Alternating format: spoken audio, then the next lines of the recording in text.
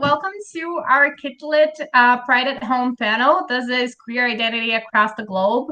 And one of our ideas, this is our first Pride event. We thought we wouldn't, because of quarantine, we wouldn't be able to celebrate Pride. So we wanted to do something for that. And now our idea was to create an event where we could all interact while still at home and be able to celebrate who we are. And this is an event for queer creators and for queer content consumers. So I hope you enjoy that.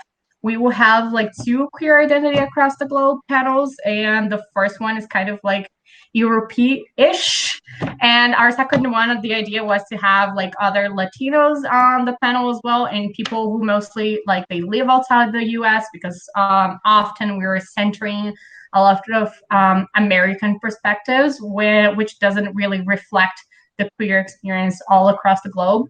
So in the end, we decided to do something that could also celebrate queer people outside this very tiny country in the world. It's not tiny, but it's a very small percentage of the world. So we deserve to celebrate more people. And the thing is, we didn't get a lot of other Latinos, but this is an exclusively Brazilian panel in the end. Yay! Yes. I'm not really sorry about this. So I'm really happy to be here with friends, and we're gonna talk a lot about who we are, our country, and our experiences. I will kind of be the host / moderator of this panel. I am Laura Pohl. I write science fiction and fantasy. This is my first book, The Last 8, and this is the first 7, which is my last book right now, but it will be we'll have another one next year. But anyway, this is a duology. It's pretty cool. It's about kids surviving the end of the world. So you kind of want to read about that because it feels familiar. You should go do that. And I'm gonna let our guests introduce themselves. Hi everyone, my name is Lucas Rocha. I am the author of Where We Go From Here, which is a contemporary novel set in Rio de Janeiro, here in Brazil, the city I was born, the city I loved. I love, not loved, because I am in love with Rio. And it is a story that centers around HIV and follows the life of 3 main characters. One of them just discovered that he is HIV positive.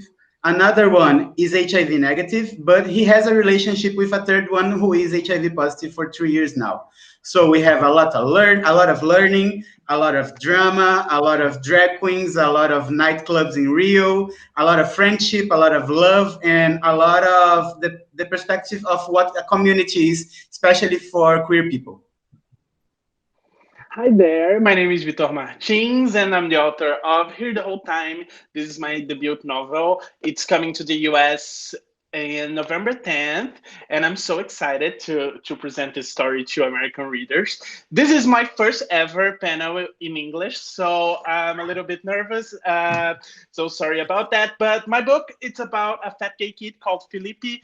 He is very self-conscious about his body. He struggles a lot in school because of all the bullying in school because he's fat, and he just can't wait for his school break in the middle of the year. But when he thinks he could spend all the break just chilling and watching Netflix, he found out that he was spending his break with his neighbor from the upstairs. And it's a funny story. It's a story about love and self-love mostly, and friendship, and boys falling in love, and midnight conversations. And I'm really proud of this book. Yay! It is really great. If you guys need an extra endorsement, I've read those books, and I've read them in Portuguese before they got translated into the US. And that is just say I'm really cool, but also you should read it. And if you need an extra endorsement, Lucas' book was just on the list by Jonathan Van Ness from Queer Eye, and they recommended that his book, Lucas' book, is one of the must-read books of this year. And it's true. You must read it. Read it now.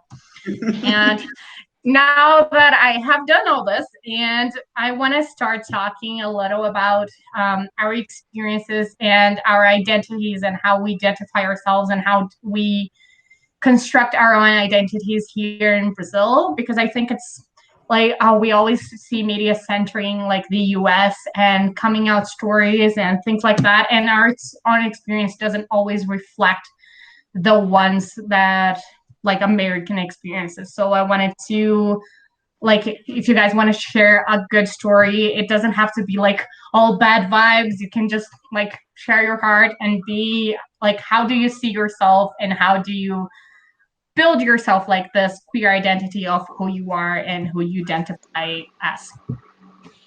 Yeah, so let me start. I came out as a gay person very late. I came out only in the, I don't know, my last year of college. And when I come out, one of the things that I found out the most grateful for me was that none of my friends changed their behavior to me when they found out that I was gay. Oh my God, big secret. No one was unaware. Of course.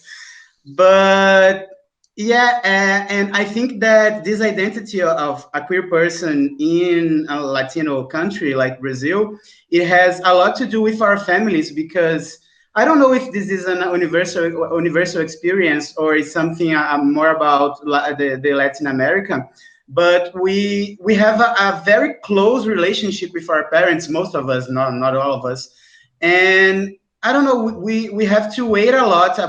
How much the disappointment will be for one side, and what do we want to be happy from the other side? Because I grew up in a very Catholic house. My mother was super Catholic. My father was in the Navy, so it was very conservative, and it was. I grew up with a lot of ideas of how a man should behave, how a woman should behave, and how those roles would play and interact with each other. And when I started to figuring out that I wasn't one of those persons that wanted to behave as society expects of a man to behave, a heterosexual man to behave, my world start to get in collapse, I guess. But that's why I came out very late in my life, I guess. But when I start college, I start to see a lot of people different from me, because in high school, I don't know, my friends are my neighbors also. But in high school, there was a lot of people from different states, from different countries, and I started to see that be queer wasn't something bad, wasn't something that people would judge. It was just something different, and it was beautiful, and it was okay, and it was awesome. It is awesome still.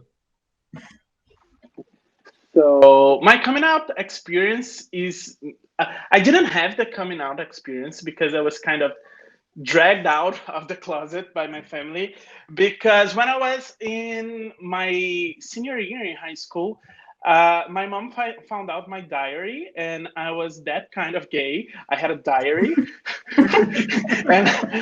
and I used to write about this boy I was falling in love with, and he was from another city. I grew up in a very small city in Rio de Janeiro, the state, not the city, as I was saying. And it was a very conservative town and a very conservative place to grow up. And my family is all Christian. And I remember coming out to myself in a very early age, because I was always so gay, so loud, so expressive. And when I was 13 or something, I was like, okay, I'm gay. I just have to hide it from my mom, and I just have to wait that she never find out.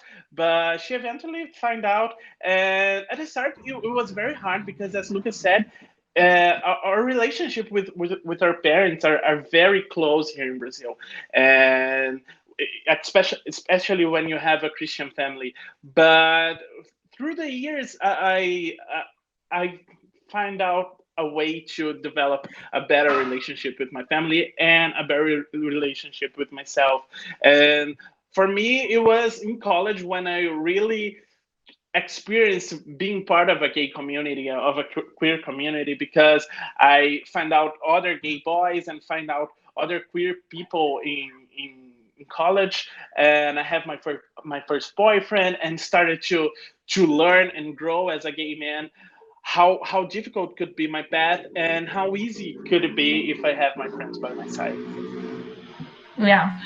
That's really good. My own experience was I don't know, I didn't like really process anything of it like until very late in life, but that because I felt like it didn't change who I was, and obviously it didn't. So it was like I was in, this is gonna be laughable, but it's still very me. I was like 15 in an anime convention, which yeah.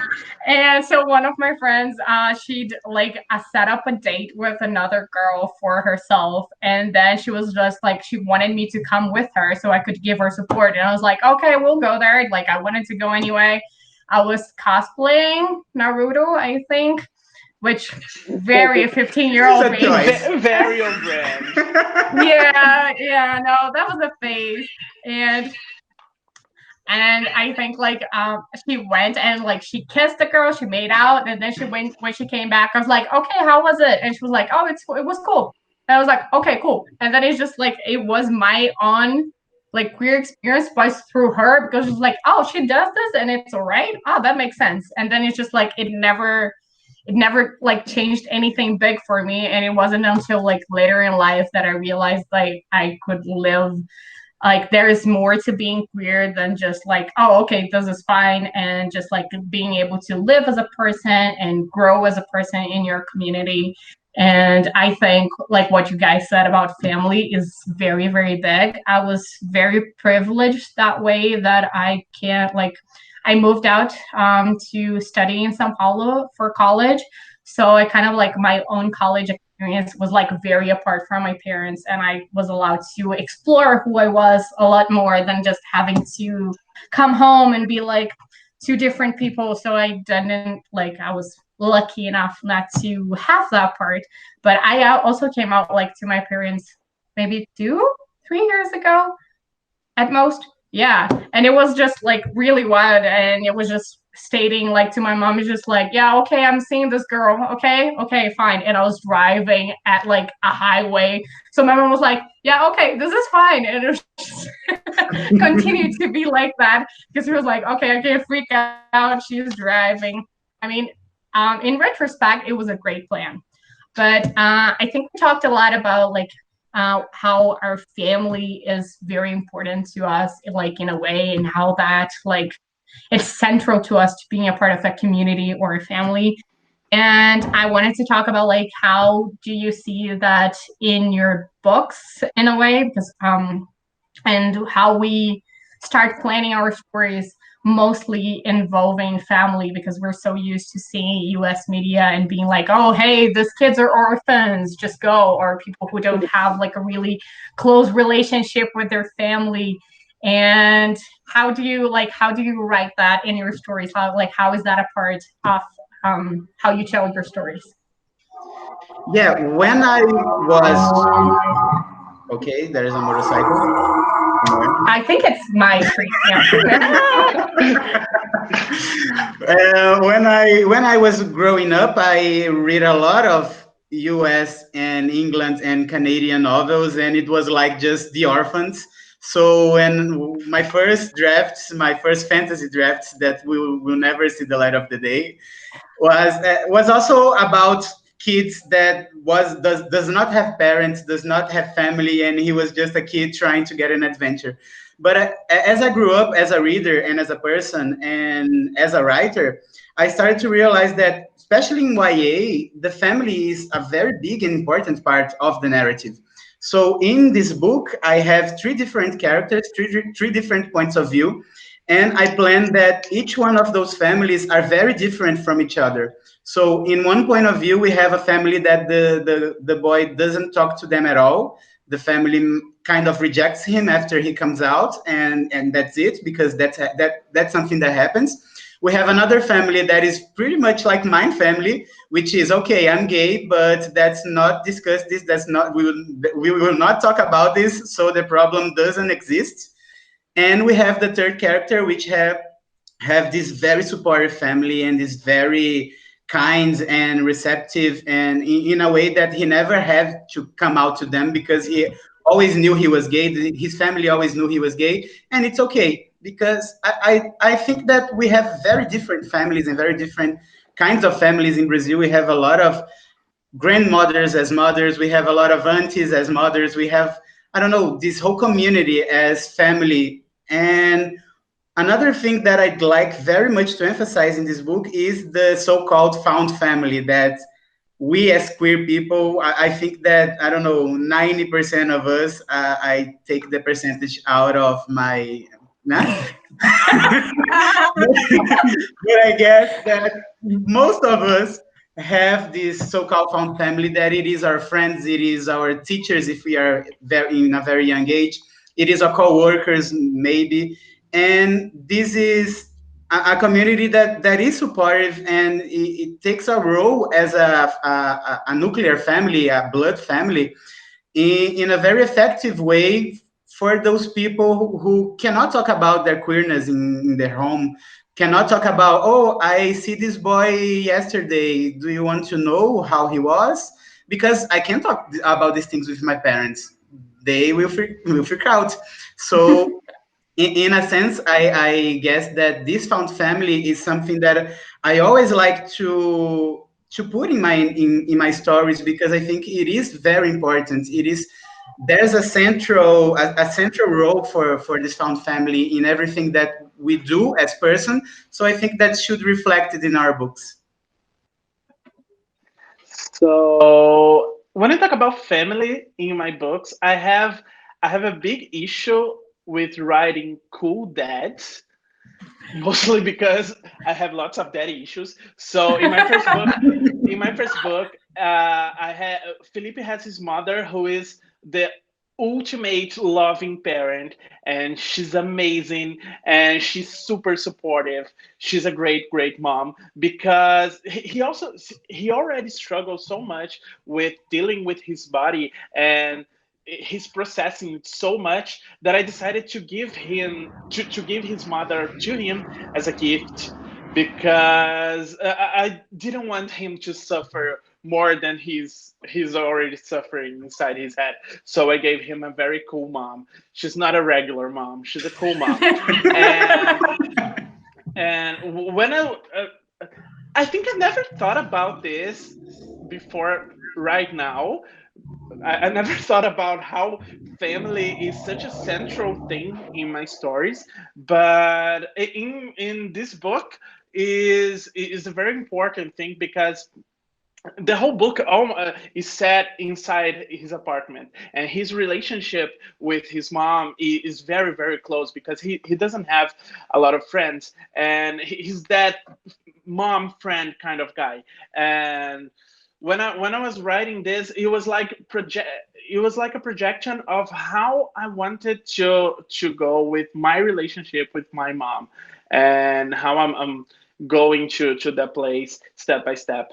And what was the main question? I'm so lost. The thing about my notes is that there's no questions here. There's just like a Oh, lot of that's great. ideas. So That is this really is great. it. This, if you like cool moms, you should definitely read my book, because Felipe's mom, she's the greatest. I think this is a topic that we can expand on, and I wanted to talk a little about that. Like, how was it to have your book be published in the U.S. and translated to English, and what were some of the changes you had to go through? I know, Lucas, you had a couple like editing to do with like circumstances and just like public health system, I think. Because in Brazil, we have like a great public health system. It is universal healthcare. It is amazing. And when people ask me, when will you move to the US? I say, never. I never want to, like, this country leaves me mad, but sometimes it is a great country and I love it. And that's one of the things we can celebrate here, even though we're like being out the walls with politics, but that's the whole world. So I wanted to talk like about a little like about this process of being published and how different it was for you. Did you feel like you had to sacrifice something? How was it? Like, walk me through. Like, talk Okay. about your experiences. Yes, I will talk the experience from the beginning, and it might take a little time, but it's worth it. So I published this book in Brazil in 2018, And It 2018, is here. yes, this is This is the original the version. original version. You have not signed mine yet. Oh my God, I will. It After is the so pandemic. embarrassing. Go on, please. This book was published here in 2018, and so it happens that in 2018, David Levitan was invited for the Brazilian Book Fair to sign some books, chat a little bit about his work with people. And it also happens that David's book and my book was published by the same publishing house, which is Record, which is a very big publishing house here in Brazil. And so it happens that my editor came to David and talked to him about it, my book, and said, "Look, check this book. I think you will like it. It has an awesome subject." And he was like, "I can't read Portuguese. How? What will I do with this?" So fortunately, he had a person who could read in Portuguese, which is Orlando, my editor. And so it happens that he brings the book to the US and gives to Orlando, and Orlando reads the book and he's falling in love with the book. And that's the moment that I think, oh, because it was very important to me because, I don't know, a month later, after I released my very first book here in Brazil, I received this email from Scholastic Inc asking me if I wanted to publish my book in English. And I was like, what? The publishing house of Hunger Games and David Levitan's publishing house? What's going on? But then we started the process of translate the book. The book was translated by Larissa Helena, which is a very kind person. And she is Brazilian also. She lives in New York now, and I had a lot of concerns because this book is so Brazilian. I don't know, there's a lot about what it's like to live in Rio, what it's like to be treated with the universal health system here in Brazil. And I asked Orlando, will you have to change this about the treatment of HIV? And he says, no, because I think that it's important for people to understand that the US way is not the only way. That in another countries, so-called third world countries or underdeveloped countries, we can see a very big and very different treatment and a very better treatment than here in the US. So we had to sacrifice a little bit. I don't say sacrifice. I think adapting. We have to adapt a little bit. We have to change the ages of the characters for US markets because age is very important thing when you talk about sales. And we have to change some references because there's a lot of inside jokes for Brazilians only that people of the US will not understand because it's things about our television and our TV shows and our movies. But there is one particular reference at the end that I didn't want to change, so I write a very big afterthought, an author's note in the end, explaining why I didn't want it to change and why it was important for that reference in particular to stay in the book the way that stays in the US version. What reference is that? I'm curious. It was a reference of Cazuza, which is a very important singer here in Brazil. He was I think he was the first person who disclosed his HIV and after AIDS condition publicly, and he was I don't know. I remember the cover of a magazine with he very thin and and it says the face of AIDS. It was very cruel at the time. It was very I don't know, frightening. But he was very important because there is still a foundation on his behalf that do research and do information about HIV for other people. So I guess that it was very important for people who wasn't Brazilian to know him as we Brazilians know him, because I think everyone knows, if doesn't know him, knows at least one of his songs. Mhm.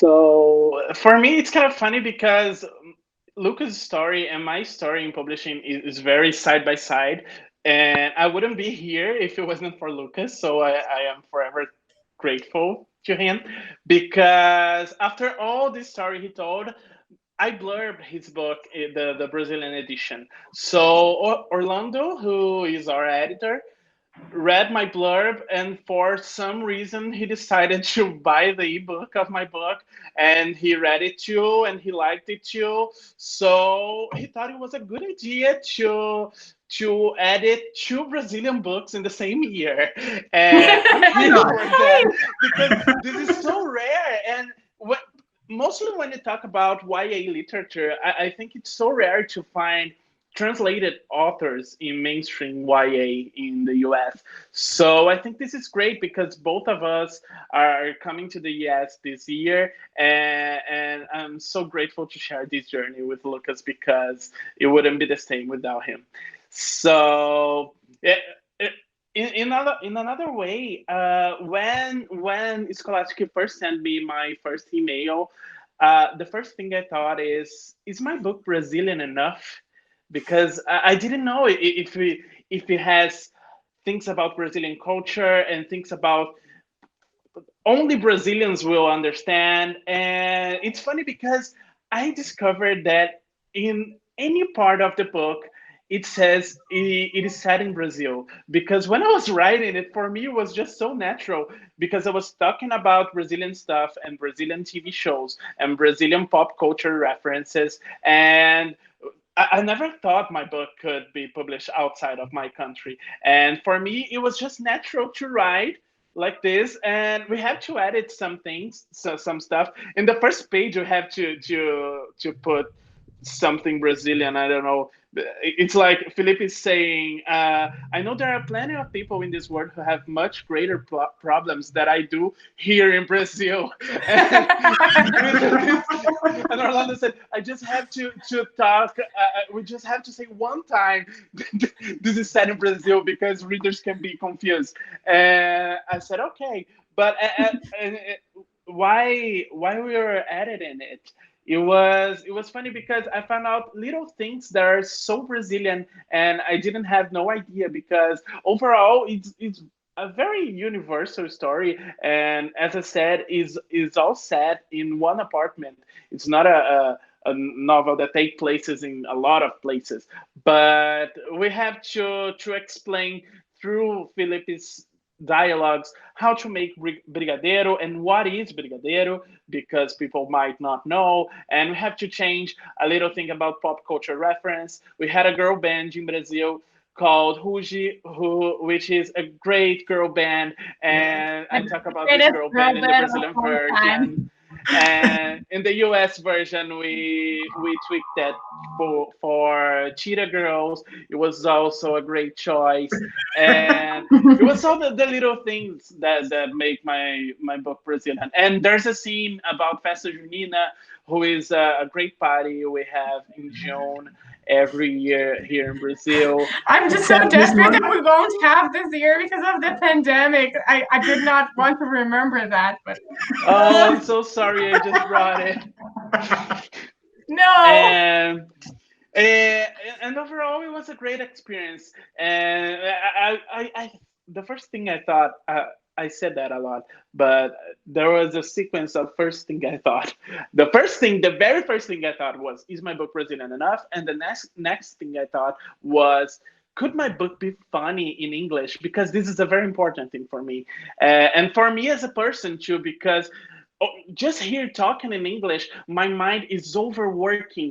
Like I have to be funny in another language. And I swear, in Portuguese, I'm super funny. But in English, I'm just so nervous and I can't came up with jokes that fast. But after reading the English first version, I just can tell this book is so funny. And Larissa Lena did a great job translating the voice of Lippy to US readers. Yeah. No, you like it is really funny. I think I read it in one sitting and then just like I couldn't stop laughing because it's such a great and positive book. And I think like your experiences are so inspiring because when I first started like my writing journey, I wanted like I started Vitor. Oh, okay. Oh, it was just a notification in my phone. Okay. No panic. So when I first started writing, like I started writing in Portuguese, but it was so early on. I think it was like early 2011 or something, and it wasn't just like a really great market for like unknown Brazilian authors, like because the thing is like we consume a lot of US media for like books, everything is translated. We just like import most movies, and there's like a lot of this underdog mentality for us. I think kind of like in all, I would say all of Latin American countries kind of like share that idea that like our things don't deserve to be celebrated as much, that they're not as good, which is obviously a lie. Like we have such great stuff. Like we have great soap operas. Like they're the best in the world. Yes. I mean, can you imagine that entertainment television like anywhere else? No. I don't know how And US people can live without Senhora do Destino. I have no idea. It's just how, I don't know. But I think like great music, great movies. Like we have so many things to give, but at the time, like I wasn't as well like as aware, and I knew the market wasn't gonna welcome not only like an up and coming Brazilian author, like a newcomer who wasn't known, but also like because I write sci-fi and fantasy, and especially for sci-fi and fantasy, it's just like a super reluctant market here. So I kind of like I switched like again, I had a like very privileged experience because I got to learn English when I was like 12, 13. I went to live in Australia. I lived there for a year with my parents. And that's where like I started studying. I read a lot. And so it was easy for me to kind of like switch to writing English. And it was one of the things that I kind of like had to feel like I was sacrificing a little bit of like my Brazilian experience because I wanted to be published in the US. So I had to like hide who I was. Even though like I love The Last Age and it's obviously like a great book for me, and I love it to pieces. It is my debut book. It talks a lot about like personal issues about like being a romantic and surviving like depression. And for me, that was important, but it also isn't a book that is specifically about me. It's not about like being growing up Brazilian, or and I still kind of like struggle with that, especially writing in English, because I don't feel like it's true if I write in English. Does that make any sense? I feel like I have to write in Portuguese for like the Brazilian experience to come through and be like, this is the real Brazilian, me writing in Portuguese. And English, I could just like write or whatever. Like my English and publishing work is all like the international version of me, which kind of like saddened me a little bit. I got used to it now, but I think like your stories especially are very inspiring because you show that like Brazilians can't like they can sell everywhere. They're good. Like we produce good things, and it's not just like we don't just need to import stuff. Like we have good things here. And I kind of like wanted to do the other way around. So like if I publish in the US, I prove that I'm good enough for Brazil. So hopefully. And I think like it was just this big circle that doesn't make any sense. And I think that is one of the things that I'm still like struggling toward, trying to be like more Brazilian somehow. Or just like Vitor saying, just like, am I Brazilian enough? Like, what is that? Like, do I have to pretend like what am I? And still especially because I write so much like fantasy stuff, which doesn't necessarily like have to do anything with Brazil. It's like aliens. Yeah. So, whatever. So it is interesting, but I'm gonna take like your point, Lucas, that you said like you said your reference about Cazuza and like our Brazilian queer history. I was thinking about that like a lot this week. How we're still like we're in Pride Month, and the thing is, like for example, for me as a Brazilian, I never think of June as Pride Month. I just think of like Festa Junina, which is the thing. So like Brazilian first, queer later, which hilarious. and it's like we follow a lot of like the US rules, so we don't have I don't think we discuss this enough as like what being queer here means and what our history like. I know like I've read a lot about Stonewall and like the riots, and we have a lot of like of the HIV epidemic, like the epidemic in US, and how like it was treated, or in this case how it wasn't treated, and how it spread. And we know a lot about US history, but we don't know a lot about like our own queer history, kind of lack that. And I just wanted to expand a little more on the topic.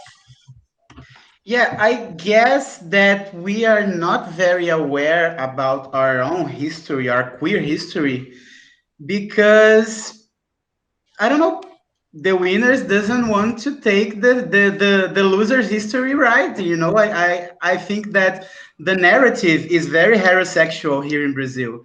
I don't know, we have this whole idea of grow up, meet a girlfriend, getting married, have two kids, buy a house, and retired. I guess that, I don't know, maybe this is the American dream, but it's also the Brazilian dream in some way.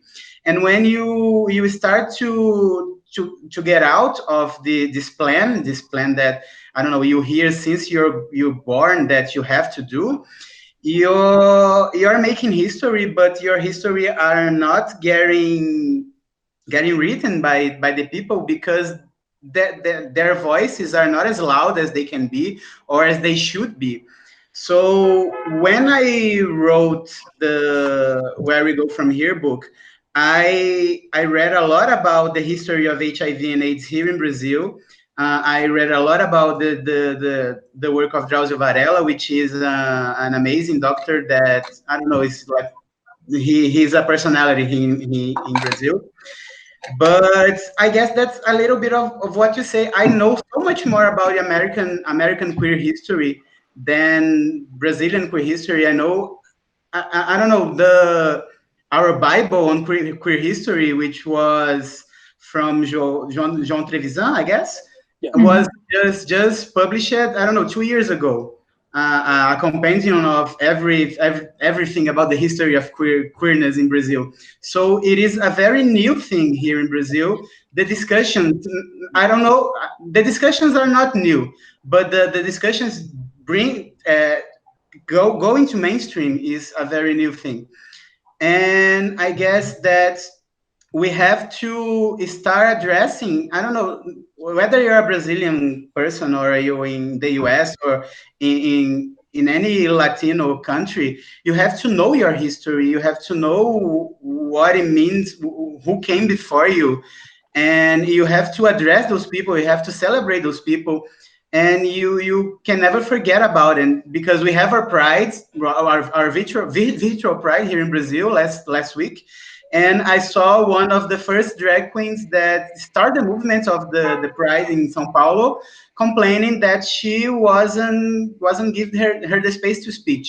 So we are forgetting our own people, and we do not have the to forget about him. We have to celebrate them. I guess it starts with studying. It starts with listening to the elders. It starts to when you go to a club and you see an elder people and you dismiss him because he's older than and sometimes he just wanted to talk. He's not trying to hooking up with you. And I already have a lot of good talks with people like this, and I learn a lot about our own history and our own culture at a bar, So I guess that's it. We have to listen, and we have to study, and we have to celebrate our queerness, because otherwise we will be forgot. Yeah, and I don't want it that we get forgotten in the future. Yeah. I think it's weird to talk about this because what I saw in my perspective is that Brazilian queer history was always there, was always happening, but growing up Brazilian, we didn't see that happening because it didn't sound like history. It sounded like just someone on TV. Just Brazilian pop culture has a lot of trans women, and we didn't know they were making history. We just, oh, there she is in Domingo Legal, which is our Sunday TV show, and we didn't address these people as people who make queer history because for us it was just natural, but not natural in a good way. Natural in a they're just so invisible, and that, Dismissed, like it's yeah, yeah, yeah. They are It kind of hurts like me of to, the joke. Yeah, they yeah, are the joke. yeah. They're also, The and punchline. this also makes us very afraid to come out, because this was our roles growing up. I am almost 30 right now, and growing up in the 90s and the early 2000s, it was, this is our references. It was gay people are jokes, and just right now I can see how these people were making history. So as Lucas said, I think it's time to start looking up for Brazilian queer history. And even though most of this queer history that we can access right now was happening here in São Paulo, Brazil is a huge country, and I'm sure that there's a little bit of queer history in everywhere in Brazil. So it's really a research process, and it's something that we just need to stop and learn and read about and talk to other people. But as Laura said, we don't have this hungry for this kind of information as much as we have for learning about Stonewall. Yeah, I think it's also about how much like of information we can access, and like US just kind of like bombards us with stuff all the time, so you can't avoid it. So I basically like we know everything about, like I know a lot of things about US history which I don't need to know necessarily, like I don't live there, so it doesn't affect me in a way. But at the same time, like they know nothing about like our own history and like our roles.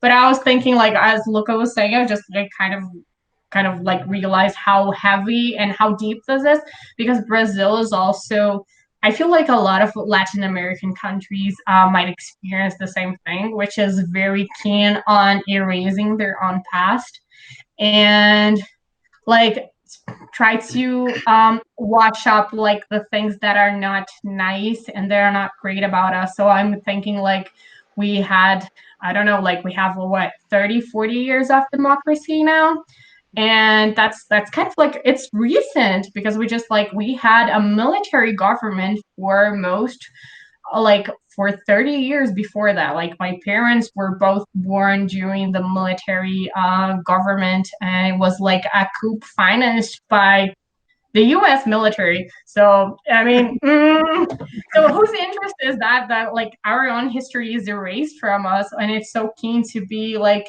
erased all the time. It's so hard for us to have an access to it. So it's just like we kind of feel like that we're always building it up from the ground because we have nowhere to like step from. Like where do we go from? Like where do we go from here? I'm sorry. I'm so sorry. But I think that this is an idea that we have to like really try to reach, and just to like, because we can erase the past, but we should also always learn from it. And I feel like, especially, I'm sure like there are like numberless, countless indigenous fights on also like queer community and the Black community here in Brazil that they struggle a lot, and there are so many things that they get erased and they get dismissed, same as the queer community, pretty much, like worse probably. But it is very hard, and Brazil is very keen on just like brushing it all under like the rug and saying, no, this is fine, this never happened, racism here in Brazil, no No. way. Which is absolutely like it is very Cringe. disgusting. Yeah, no, it is disgusting, and it is very weird how like everyone is so always keen on that, like erasing their history, which is not great at all. And especially if we want to know like who we are, much of like this kinds of fights and this kind of like movements come from us trying to build like our own identity, who we are in the world compared to like how the world sees us and how the world wants us to be. And if you like erase this history, you have nothing to build yourself from. Like who you are depends on like the people who were kind of like you in the past. So it's very, very like it's a struggle, and especially with like the military coup, I would say, is just it erases so much of our history of so many people who fought before us that just got murdered for by the government. So it's, and what can you do? Like, there are no archives for this. They're not like, we are left with nothing. So it is not great. This really took a dark turn. I'm sorry. I'm just like, I hate the government. No. It is true. I do hate the government. At least it's a shared feeling. Yeah, exactly. I feel like most like queer people everywhere are just gonna be like, yeah, we all hate the government. Maybe Yeah. some people in New Zealand are gonna be like, no, our government's fine, but we're not talking to you, New Zealand. I'm sorry, you guys are great, but we don't want to talk to you. So let's try to go to like a happier turn and like just to kind of like wrap this up as well, because we've been talking for like an hour now, I think. And like, what were your biggest like influences for childhood, and like what are your biggest like queer memories from childhood? What were the moments that like you look back and then you just realize, oh, this was what it was. That makes so much sense. Like, tell me your happiest like queer memories from childhood. Oh my God. As I said before, I was very late in coming out, but I have one particular memory that was like a sexual awakening, and it was very awkward and embarrassing because it is Street Fight 2 when you play the character of Vega, and Vega wins the fight. He rips off his shirt and he stays his bare naked torso. And I was like, oh, what's going on at 7, 8 years old? I guess that's something. I don't like Chun-Li more than I like Vega. I guess there's something that's going on. So I don't know if it's happy, but it's funny. I feel like it's a happy memory. I don't know. I struggle so much to understand who I was, and I grew up in church, as Victor grew up in church. Yeah, I Um, grew up in church too. I was an outer girl for like a long time. Yeah, but it was very struggling. I remember much more of the dark and the sad parts than the happy ones, which is kind of bummer because we are trying to be a happy moment right now because of all the things that we said before.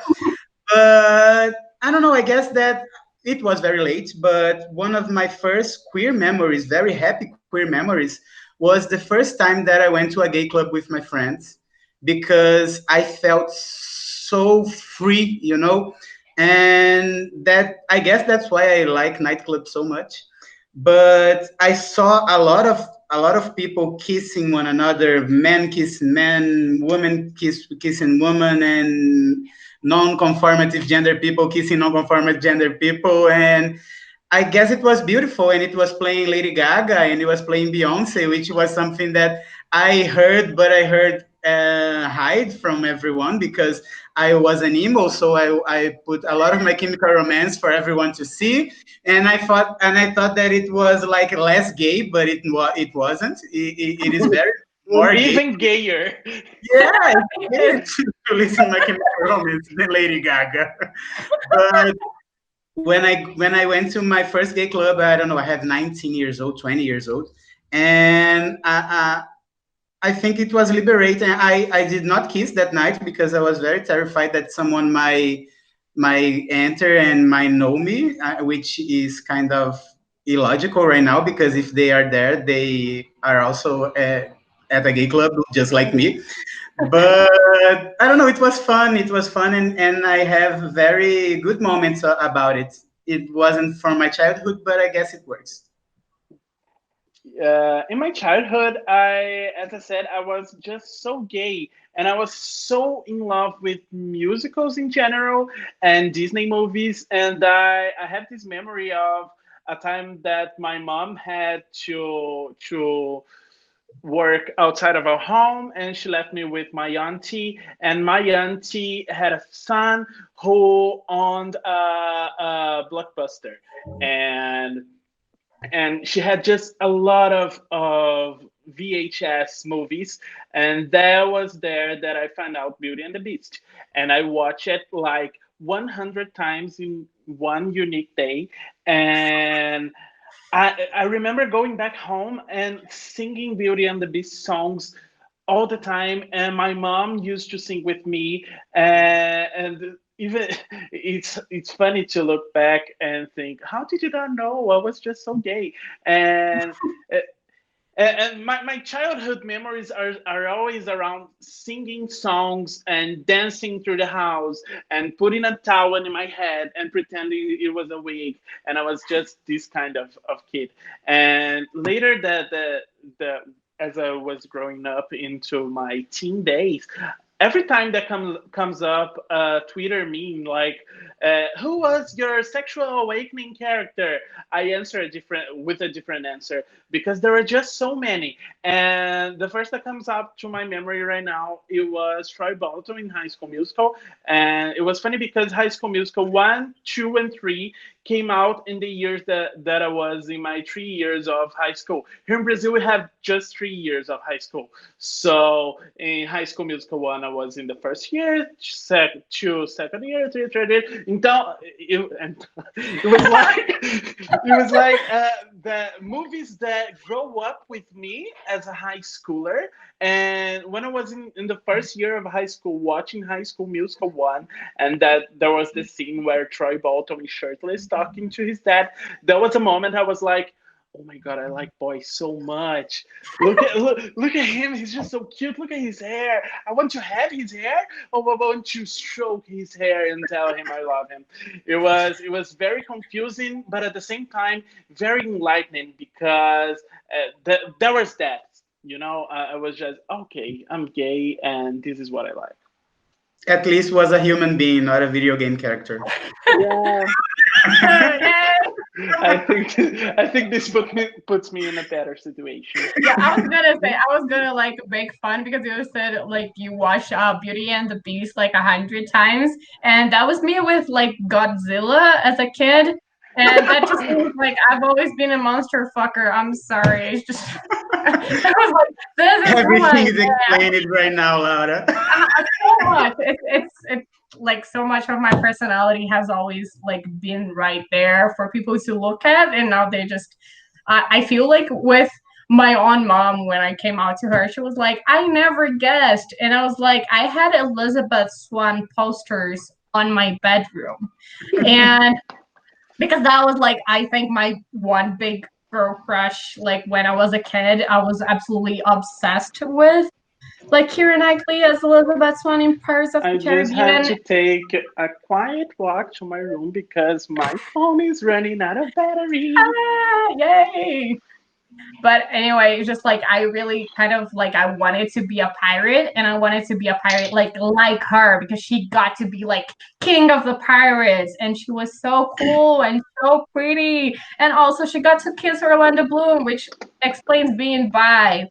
And there are so many things about like Pirates of the Caribbean that is just very important, and um, so that was one of my I think the thing about like coming out so late for me is just that I have to go back in my memories and be like, oh, that was it. And also like that one fight scene in The Mummy 2, like with Rachel Weisz and Anaxu Namun, they're kind of like they're both half naked, and I was just like it came on television, and I was just like.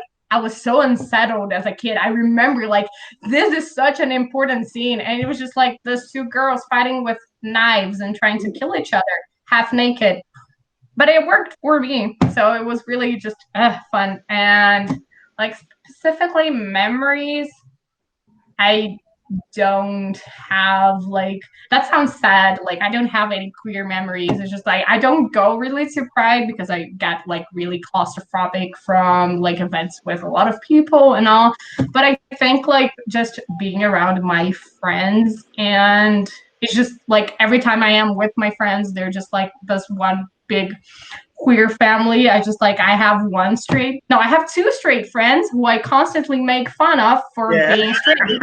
And it's just like, it is the thing. And like they take it from everyone in the group. They're just like, oh, this poor straight person. That's just who they are. But I think it's so good to be to feel welcome where you are, and just like I think that's kind of like sums up the experience of like being queer, just being welcome for who you are and who you want to be, like whoever you are, however you want to like express yourself.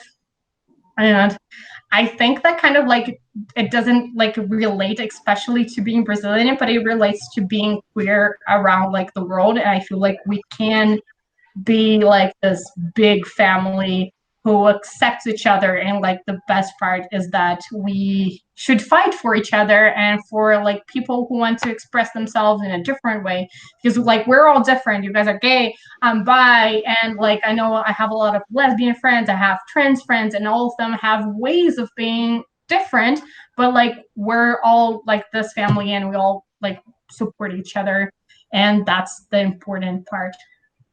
And do you guys want to add anything else? Like, do you want to talk about anything else? Oh, no, I'm great. I'm great. Bye. I'm literally holding my phone with my hand. My arm is shaking. My bare hand. I was just the one thing that I was that you were saying about like the book saying like it is set in Brazil, and the first thing that came to my mind when you said that was just like that one modified Kim Kardashian meme, like Kim, there's people that are Brazilian. That's this is like I'm suffering, but not like as much as other Brazilians, because that's where we are right now. So, okay, should we end this? I guess we should. Final maybe. words? Yeah. Do you have any more questions? Oh my God, I'm hosting now. Yeah. Do you have any more questions? I don't have any. You can host. I don't know. Like let's answer the questions from the audience. Just random words. I actually had not checked that. But questions from the audience. There is an audience. There's no audience right now. There will be an audience. There will be an audience. Awesome. Oh, okay, that's great. There will be an audience. When you watch this, you can probably like leave your questions in the comments, and if you want, like we can answer them. But do not be mean. If you are mean, I will come to your house and set it on fire, because I am not kidding around right now anymore. Like, can I say that on YouTube? They're gonna remove me. I don't know. Don't make any mean comments. Like people like Vitor and Lucas are just so nice. I am not that nice, but I will set your house on fire in their names because they're too nice to do that. Yeah, I'll hold the gas. Okay, that's it. And I think like we can end this for now. It was so fun talking to you guys. It is especially weird talking to you guys in English. That is so weird. It's just so weird. So thank you for having me. If you're watching this, please pre-order my book. Follow me on Twitter, and I tweet mostly in Portuguese, but you can always use the translate button. Your finger will not fall out, I swear. And that's it. Yes, thank you so much for having me also. And you can order my book right now because it's already available.